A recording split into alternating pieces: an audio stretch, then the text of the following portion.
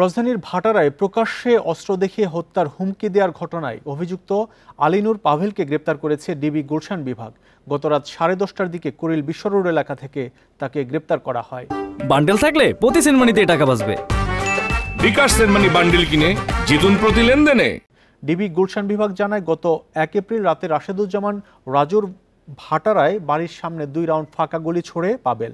এ সময় তার সঙ্গে প্রাইভেট কারে 10 থেকে 12 জনের একটি দল ছিল। পরে রাজুর বাড়ির সিসি ক্যামেরাও ভাঙচুর করা হয়। এ সময় স্থানীয়রা বাধা দিলে হত্যার হুমকি দিয়ে পালিয়ে যায় পাভেল সহ অন্যরা। এ ঘটনায় ভাটারা থানায় মামলা করা হয়। পূর্বশত্রুতার জেরে গ্রেপ্তার পাভেল এ ঘটনায় ঘটিয়েছেন বলে দাবি রাজুর। জড়িত অন্যান্যদের ধরতে অভিযান অব্যাহত রয়েছে বলে জানায় ডিবি গুলশান বিভাগ।